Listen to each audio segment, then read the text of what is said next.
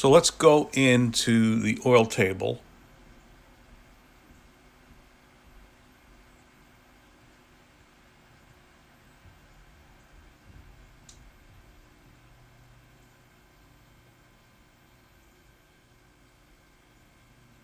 Remember, we set all this earlier in the last video. Okay. And earlier I went in on my own and I checked the oil table values which were set in. And I know that there are 10 points in there. So I'm going to start my entries on the 11th point.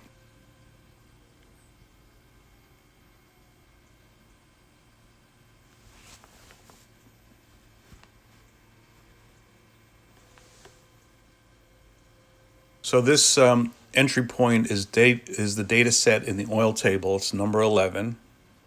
Right now there's nothing in here. And remember, we want to do 2 points. So the first point will be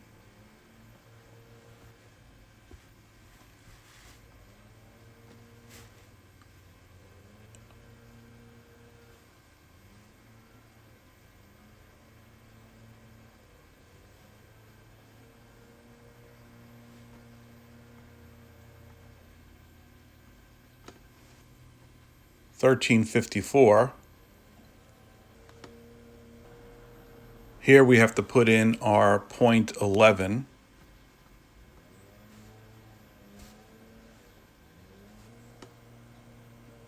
And density, which we calculated in an earlier step.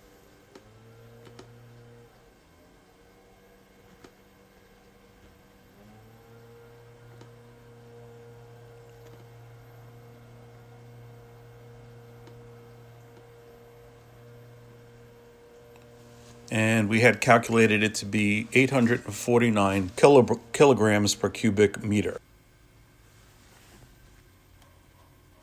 Now, remember, oil reference for viscosity at temperature 1 and temperature 2, based on what we said earlier, the customer will have to give you based on their lab results. Once the customer has given you those values and they've been entered in,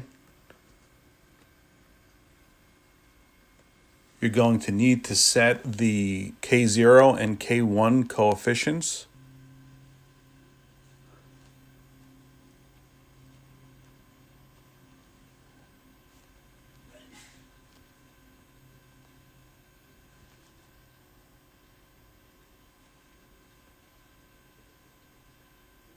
I have decided to spare you all of my over-caffeinated fumblings, and I put the correct number in for K0. K1 proved to be much easier because it was already set to 0.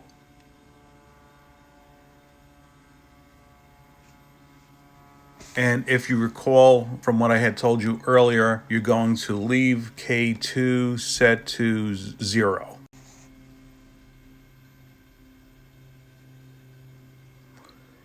And now let's save this table entry. It gives you a little message that after you're finished, you're going to have to sort the tables so that they are in the correct order.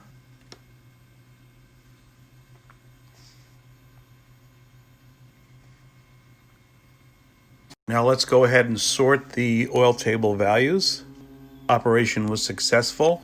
Now, I went through this before and I found out that, if you remember, we had assigned it as 11 because that was the first free point in the table, which was unoccupied. But it reassigned it based on the order of the liquidant to number 7. So if we look at number 7, this is the values that we set in earlier. Interesting. The oil liquid identifier name is still number 11. So you're going to have to make a note and say number 11 is crude A or crude B. And this is everything as we set it.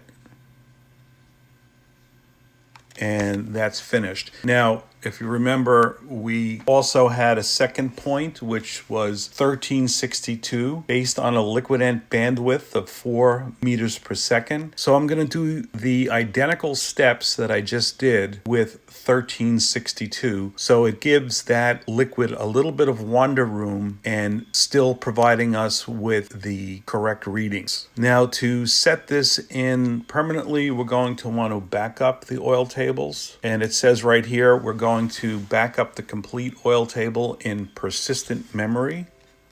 And that was successful. And that's it. I have also written down all of these steps in the calculator that I had showed you earlier.